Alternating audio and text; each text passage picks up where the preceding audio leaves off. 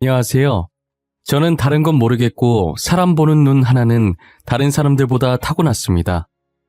그래서 늘 학창시절과 직장 생활을 하며 쓰레기 같은 인간들을 피해 다녔다며 자부심을 가졌었어요. 하지만 몇 년 전에 만난 한 사람으로 인해서 저의 자부심은 한순간에 바스러져 버렸죠. 이제껏 살면서 인간관계 때문에 이렇게까지 스트레스 받은 적이 단 한 번도 없었거든요. 이 사람 때문에 몇 년간 저는 지옥에서 사는 거나 마찬가지였습니다. 저는 어릴 때 부유하진 않았지만 그렇다고 가난하지도 않은 정말 평범한 집안에서 자랐어요. 흔히들 돈이 있어야 행복도 같이 온다고 하지만 저 말처럼 집안에 돈이 많은 것은 아니었어도 저희 가족은 누구보다 사이가 돈독하고 화목한 가정이었어요. 서로 바라만 봐도 괜시리 웃음이 튀어나오는 그런 가족이었죠. 저희 부모님은 대기업에 다니는 회사원이었어요. 두 분 다 부유하지 않은 가정에서 태어나서 미래 자신들의 자식들에게만큼은 가난을 물려주지 않겠다며 악착같이 공부해서 대기업에 들어가셨다고 하시더라고요. 같은 회사를 다니며 힘든 직장 생활을 서로 도와주다 마음이 통했던 두 분은 결혼까지 하게 되셨대요. 저희 부모님께서 대기업을 다니셔도 부양할 가족이 많아서 월급을 받는 족족 가족들 밑으로 들어갔대요. 각 집안의 막둥이들이 취업을 하면서부터 월급을 온전히 자신들을 위해 쓸 수 있었다고 하시더라고요.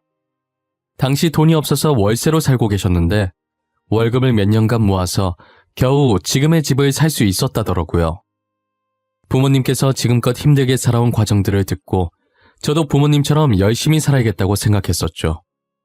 그리고 이건 제가 중학생 때 알게 된 것인데 저희 외가 쪽이 원래는 무당 집안이었다고 하더라고요. 보통 대대로 이어져야 하는 게 정상인데 저희 어머니 때부터 신기가 약해져서 외할머니까지만 무당을 하시고 저희 어머니는 무당을 안 하셨다고 하더라고요. 신기가 약해졌긴 하지만 아예 못 느끼는 건 아닌지 어머니는 항상 기분이 찝찝할 때 저보고 무슨 일이 생길 것 같으니 늘 조심하라고 언지를 주셨었어요. 이게 신기와 연관이 있는 건지는 모르겠는데 제가 볼 땐 어머니처럼 신기 같은 게 있는 건 아닌 것 같고 태생적으로 사람 보는 눈은 약간 있는 것 같더라고요. 다른 사람의 속내를 들여다보는 능력이 있다고나 해야 할까요? 그 사람이 하는 이야기를 조금만 들어봐도 어떤 사람인지 금방 파악이 되는 거예요. 어떤 속셈으로 제게 다가왔고 앞으로 어떤 행동을 할지 예상이 가기 시작했어요. 저는 그런 식으로 제게 도움이 되지 않을 사람들을 피해 다니며 안정적인 인간관계를 유지해 왔었어요. 이건 학창시절과 회사 생활할 때는 물론이고 연애를 할 때도 마찬가지였어요. 초기 얼마나 좋던지 남자친구가 저 몰래 바람을 피면 제가 직접 현장을 잡는 건 기본이었고 한 번은 만나고 있던 남자친구가 사기꾼인 것도 잡아냈었다니까요. 이 정도 되니까 이게 단순하게 촉이 맞는 건지 제 자신이 무서울 때도 많았어요. 저는 더 이상 저런 추한 꼴을 보고 싶지 않아서 연애를 안 하려고 했어요. 그런데 친구가 정말 괜찮은 남자가 있다고 이 기회 놓치면 정말 후회할 것 같다고 하는 거예요. 자신이 결혼 안 했으면 당장 이 남자 만났을 거라고 호들갑 떨길래 어떤 사람인지 궁금하긴 하더라고요. 단순 궁금증으로 소개팅에 나갔다가 초고속으로 결혼까지 하게 될 줄은 꿈에도 몰랐어요. 집안도 어느 한쪽으로 기울지 않고 저와 남편 둘 다 비슷하게 평범한 집안이었어요. 외동아들이라길래 오냐오냐 자라서 자기밖에 모를 거라는 편견이 있었는데 제가 생각했던 것과 다르게 배려심도 많고 저를 엄청 챙겨주더라고요.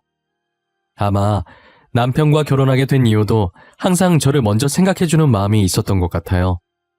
결혼한 지 몇 년이 흐른 지금도 남편은 여전히 무슨 일이 생기든 늘 저부터 생각해주거든요. 저는 남편과 단기간에 사랑에 빠졌고 만난 지 6개월 만에 소중한 생명이 찾아왔어요.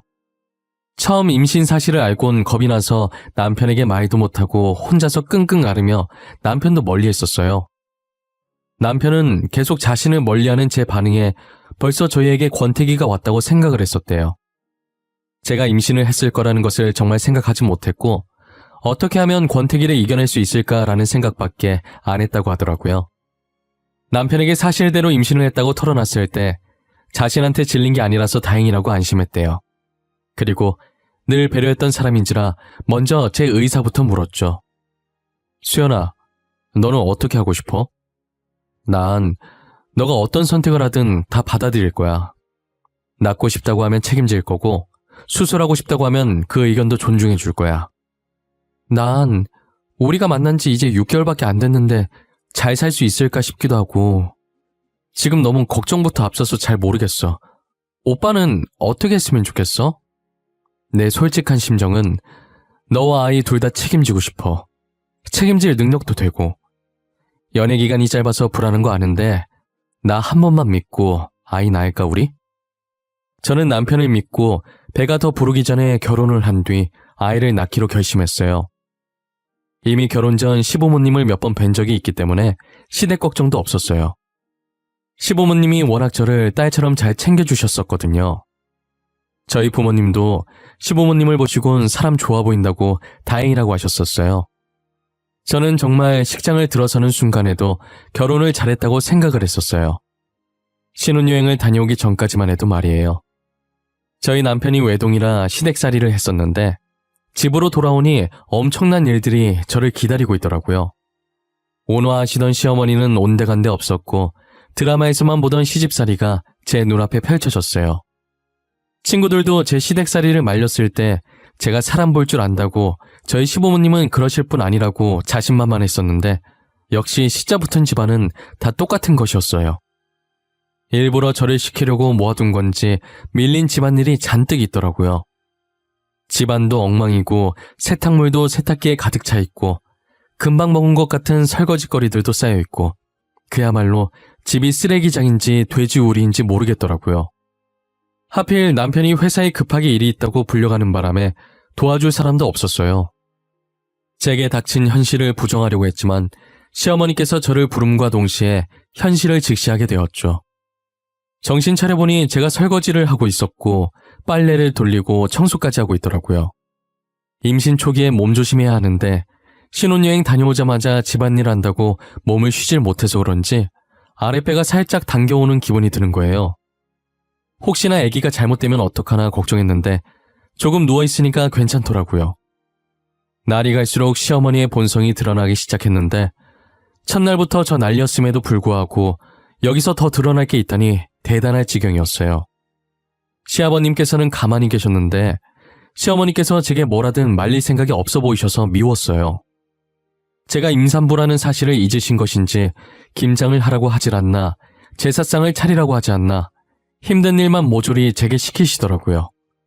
그것도 항상 남편이 집에 없을 때만 골라서 말이죠. 남편은 제가 이런 수모를 당하고 있는지 전혀 모르고 제가 괜히 말했다가 모자 사이만 갈라놓는 나쁜 아내, 며느리 될 것 같아서 말도 못하겠는 거예요. 제가 시어머니 때문에 밤마다 남편 몰래 얼마나 울었는지 몰라요. 남편은 제게 한결같이 잘해주는데 남편만 믿고 이 결혼을 이어가도 되는 건지 확신이 안 서더라고요. 그렇다고 분가를 하자니 나이 드신 시부모님 걱정이 되는 건 어쩔 수 없었어요. 혼자서 결혼 생활을 이어갈지 말지 고민하던 와중에 병원에서 연락이 온 거예요. 친정아버지께서 사고를 당하셨는데 머리를 크게 다치셔서 지금 사경을 헤매고 계신데요. 저는 분명히 오전까지 웃으며 전화했던 분인데 간호사가 다른 환자랑 착각해서 잘못 전화한 걸 거라고 아버지 무사하실 거라고 남편과 함께 병원 가는 내내 속으로 몇 번이고 되뇌었는지 몰라요. 남편도 너무 놀라서 운전이 손에 안 잡힐 것 같던지 바로 택시를 잡더라고요. 불안해하는 제 모습을 보고 남편은 어차피 지금 어떤 말을 하든 제게 안 들릴 걸 아는지 아무 말 없이 자신의 따뜻한 손으로 조용히 제 어깨만 감싸주더라고요. 택시에서 내리자마자 다리가 떨리기 시작하더니 말을 제대로 듣지 않더라고요. 결국 남편의 부축을 받고 병원 안으로 들어섰어요. 대기실에 들어가서 켜져 있는 화면을 보는데 수술 중 명단에 친정아버지 이름이 떠 있는 거예요.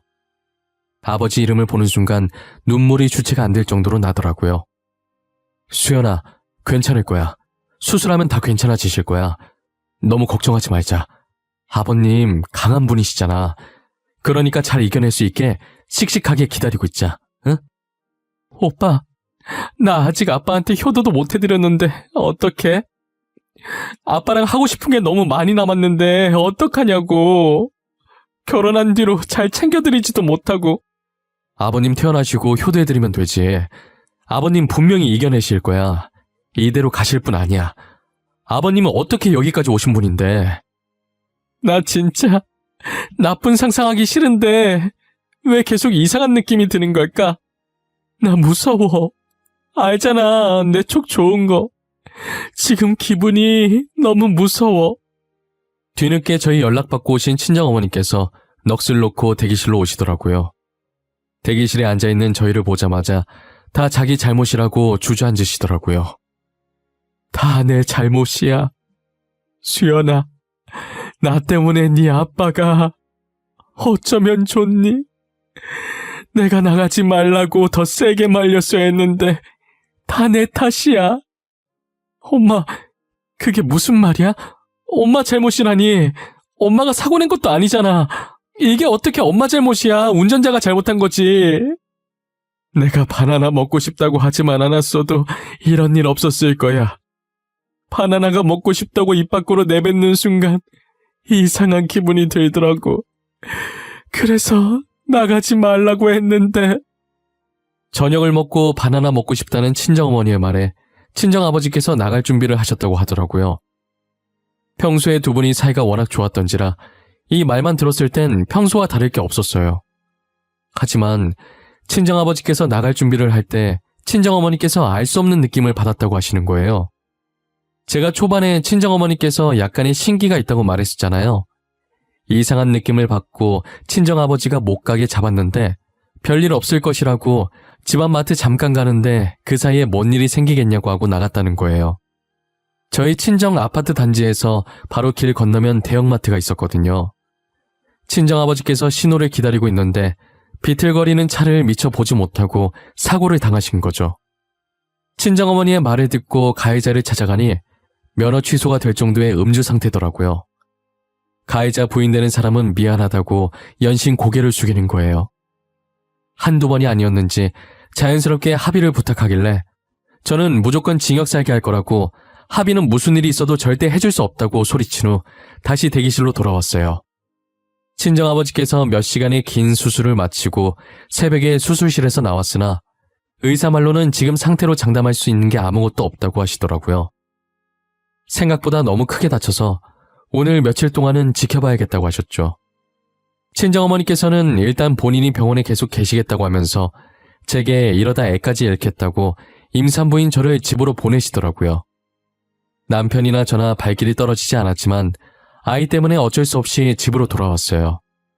제가 시어머니께 정이 떨어지기 시작한 건 집에 도착하고 나서부터였어요.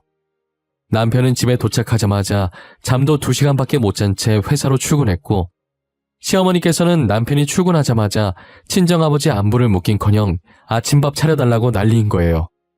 사돈이 지금 생사를 오가고 있는데 어쩜 저럴 수 있는지 이해가 가질 않더라고요. 저는 끓어오르는 화를 눌러 담고 시부모님 아침밥을 차려줬어요. 씻고 다시 병원으로 갈 생각이었는데 시어머니께서 밥 먹다가 저를 보면서 어디 가냐고 하시더라고요. 친정에 들렀다가 병원으로 가보려고요. 아무래도 짐을 조금 챙겨서 가봐야 할 것 같아서요. 설거지 때문에 그러신 거면 놔두세요. 제가 갔다 와서 할게요. 사돈 어른은 안사돈께서 잘 챙기시겠지? 너 시집간 딸은 출가 외인이다. 이 말도 모르니? 이제 너는 우리 집 식구인데 우리는 안 챙기고 지금 누굴 챙기는 거야? 제가 누굴 챙기다니요. 저희 부모님 챙기는 거죠. 결혼했다고 해서 낳아주신 부모님이 남 되는 건 아니잖아요. 이제는 우리 사람인데 그 사람들이랑은 남이나 마찬가지지. 임신한 애가 집에나 있을 것이지 어딜 나간다는 거야? 너 임신한 것도 거짓말이지? 어머님, 저는 여기 있어도 일만 해요. 언제는 절 임산부 취급이나 해주셨어요? 저 여기 있는 것보다 차라리 나가서 저희 아버지 병간호 하는 게 훨씬 마음 편해요. 제가 한 말들 중에 틀린 말이 하나도 없자 시어머니 얼굴이 울그락불그락해지더라고요.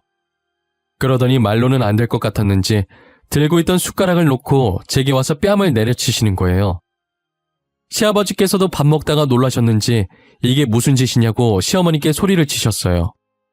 저는 욱신거리는 볼을 부여잡고 울면서 방으로 들어갔어요. 친정아버지 병간호 하겠다는 게 도대체 뭐가 그렇게 나쁜 건지 모르겠더라고요. 제가 방으로 들어온 뒤 시부모님께서는 안방으로 들어가는 소리가 들리더니 두 분이 싸우시는 건지 큰 소리가 들려오기 시작하는 거예요. 저는 말릴 힘도 없어서 그대로 울면서 잠들었던 것 같아요. 그러다 등 쪽에서 누가 툭툭 치는 느낌이 들어서 봤더니 시어머니께서 발로 제 등을 치고 계신 거예요. 그러면서 저녁 시간이라고 자기 저녁밥 내놓으라는 게 아니겠어요? 뭐 이쁘다고 정성스럽게 차리나 싶어서 그냥 대충 차려주고 나왔더니 반찬이 이게 뭐냐고 어찌나 난리를 치던지 귀에서 피날 뻔한 거 대꾸할 기운도 없어서 방으로 돌아와 버렸죠. 남편이 퇴근하고 오면 친정아버지 병간호를 갈 생각이었어요. 그런데 퇴근할 시간이 한참 지났는데도 남편이 회사에서 올 생각을 안 하는 거예요. 그래서 전화해봤더니 시어머니께서 임산부 병원에 못 가게 하라고 했다면서 자기가 대신 병원에 병간호하러 왔다고 하는 거예요. 남편을 부르는 친정어머니의 목소리가 들리는 거 보니 정말 병간호하러 간 모양이더라고요. 아직도 그날만 생각하면 남편에게 너무 고마웠어요. 다음 날은 무슨 일이 있어도 제가 직접 가려고 했는데 또 쓰잘데기 없는 일들을 시키시더라고요. 제가 시집 오기 전에도 안 했던 창고 정리를 지금 해야 한다 하질 않나. 찻장에 있는 잔들을 쓰지도 않으면서 당장 다 닦아야 한다 하질 않나. 나중에 해도 될 일들을 지금 바로 하지 않으면 죽는 사람같이 행동해서 어쩔 수 없이 해드렸어요. 결국 하루가 지나고 이틀이 지나도 저는 아버지 병실에 갈 수 없었어요. 남편도 그날 이후로 회사 일이 바빠 야근이 잦아져서 결국은 친정어머니 혼자서 병간호를 다 하셨죠. 그러다 결국 저희에게 일이 터져버리고 말았어요. 어김없이 쓰잘데기 없는 핑계로 일을 시켜서 하고 있었는데 아랫배가 욱신거리기 시작하더라고요. 간혹 그럴 때가 있어서 이번에도 그러다 말겠지 했는데 이게 점점 심해지더니 서 있을 수도 없을 만큼 배가 아파와서 결국 배를 부여잡고 쓰러졌어요. 쓰러지자마자 주머니 속에 있던 전화가 미친 듯이 울리기 시작하는 거예요. 저는 간신히 전화 받고 배가 아프다는 말만 되뇌이다가 그 뒤로는 의식을 잃어서 기억이 나질 않아요. 눈 떠보니 흰 천장에 눈 살짝 부실 정도의 밝은 조명이 보이더라고요. 고개를 살짝 돌려보니 남편이 제 옆에서 아이처럼 울고 있었어요. 오빠, 왜 울고 있어? 걱정했어? 나 괜찮아. 회사는 어쩌고 온 거야. 요즘 일 많아져서 바쁠 텐데. 수연아, 어떡하냐? 우리 진짜 어떡하냐, 수연아. 나도 이렇게 심장이 아픈데 넌 얼마나... 오빠 불안하게 왜 그래? 무슨 일인데 제대로 말 좀 해봐. 아니지? 내가 생각하는 그거 아니지? 어? 울지만 말고 말 좀 해봐. 애기가 우리 곁을 떠났어. 그리고 아버님도 같이 떠나셨어. 우리 애기랑 손잡고 떠나셨어. 우리 진짜 어떡해? 수연아, 수연아! 저는 남편의 말에 충격을 받아서 그대로 의식을 잃었어요. 뱃속에 있던 아기도 떠나보냈는데 거기다 친정아버지까지 떠나보낸 거예요. 제가 쓰러질 때 전화 왔던 게 친정아버지 부고를 제게 알리려고 저희 친정어머니께서 전화하셨던 거예요. 친정어머니는 배 아프다는 제 말에 아이가 잘못될 거라는 걸 직감하고 구급차를 부르려고 했는데 집 주소를 몰라서 남편한테 전화를 했다고 하시더라고요. 시어머니에게 불려다녀 끝끝내 친정아버지 병실에 가보지도 못했고 아이까지 떠나보냈어요. 저는 아직도 그날이 생각나서 시어머니를 저주하고 싶은 마음이 간절히 들어요. 친정아버지 마지막 가시는 모습도 못 본 불효녀가 저 말고 또 있을까요? 지금 이 글을 쓰면서도 다시 그 기억을 끄집어내려고 하니 많이 사무칩니다. 시간을 되돌릴 수 있다면 얼마나 좋을까요? 시어머니께서는 저희 친정아버지 장례식장에 와서도 제 속을 뒤집어 놓으셨어요. 자기가 일 시켜서 유산하게 됐는데 뻔뻔하게 제 멱살을 잡으면서 자기 손주 살려내라고 소리치더라고요. 친정어머니와 남편이 달려와 지금 뭐하는 짓이냐고 시어머니 손을 떼면서 일단락되는 줄 알았는데 그 자리에 주저앉으면서 장례식장 떠나가라 우시는 게 아니겠어요? 조문 온 사람들이 다 저희 쪽으로 쳐다보니까 결국 남편이 시어머니를 밖으로 끌어냈어요. 장례식이 끝나고도 시부모 잘못 만나 꼬이기 시작한 제 인생이 안타까워서 눈물이 멈추질 않더라고요. 솔직한 심정으로는 그 당시에 모든 걸 다 포기하고 친정아버지 곁으로 가려고 했었어요. 친정아버지도 잃고 소중한 제 아이도 잃었는데 과연 제가 계속 살고 싶은 마음이 있었을까요? 하지만 홀로 남은 친정어머니가 생각나 다시 마음을 다잡고 살아보자고 생각했죠. 제가 마음을 다잡은 지 얼마 지나지 않아 시아버지께서 병에 걸리신 거예요. 간암 말기로 이미 암 진행이 많이 된 상태라 수술을 할 수 없을 정도라고 하시더라고요. 남편은 자신의 부모님이니 애초에 저한테 부탁할 생각조차 하지 않았고 자신이 휴직을 쓰든 해서 병간호를 하겠다고 했어요. 그 소리를 들은 시어머니께서 당연히 가만히 계실 리가 없었죠. 집에서 버젓이 놀고 있는 사람이 있는데 왜 네가 휴직을 쓰니? 너가 일 안 하면 우리 집 뭐 해먹고 살라는 거야? 제가 모아둔 돈 있어요. 당분간 그거 가지고 생활하셔도 충분해요. 그리고 집에서 놀고 있는 사람이 어디 있어요? 어디 있긴. 일 안 하고 집에서 놀고 먹는 니네 마누라 있잖아. 이제 며느리도 우리 집 식구인데 며느리가 시아버지 모셔야지 왜 엄한 사람이 휴직을 한대? 어머니, 집사람 임신했다는 핑계로 장인어른 병간호 못하게 해놓고 지금 남의 아버지 병간호를 시키겠다고요? 말이 되는 소리를 하세요. 그리고 어머님, 제가 집에서 논다고요? 저 이 집에 시집와서 단 한 번도 놀아본 적 없어요. 제가 유산한 건 어머님 때문이에요. 알아요? 그날도 괜히 안 해도 될 일을 시켜서 그렇게 된 거잖아요. 시어머니께서 저를 계속 집에서 아무것도 안 하는 식충이 취급을 하길래 저도 화가 난 나머지 이때까지 시어머니께 겪었던 수모들을 남편에게 말하기 시작했어요. 제가 말을 하면 할수록 남편의 표정이 점점 굳어가더라고요. 남편에게 전화해서 임산부 병원 못 가게 하라고 한 것도 일부러 친정아버지 병간호 못하게 하려고 그런 것이었다고 하자 남편은 경멸에 가득 찬 눈으로 시어머니를 쳐다봤어요. 시어머니 얼굴은 하얗게 질려서 흔들리는 눈으로 딴 곳만 쳐다보고 계시더라고요. 어머니 제정신이에요? 사람이 어떻게 그래요? 어머니 원래 그런 사람이었어요? 저희 연애할 땐 수연이 딸처럼 잘해주시더니 다 연기하신 거였냐고요? 아들아, 내 말도 좀 들어보거라. 이거 다 오해야, 어?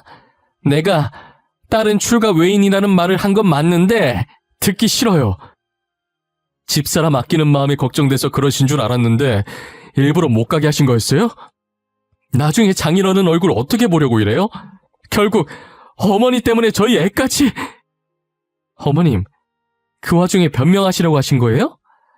제가 한 말 중에 과장된 말 하나도 없어요. 그리고 저희 애 어머님께서 그렇게 만들어 놓고 장례식에서 어쩜 그렇게 뻔뻔하게 저한테 그러세요? 그럼 아버님 장례식에 와서 손주 살려내라고 소리 지르던 것도 다 연기였어요? 저 이제 어머니가 무서워요. 다시는 보고 싶지 않아요. 저희 분가할 거고 아버지도 어머니께서 모시세요. 남편은 그간 제가 당한 고통이 이것과는 비교도 안 되겠지만 반의 반만이라도 느껴보려고 하면서 시아버지의 병간호를 시어머니께 맡기시고 연을 끊어버렸어요.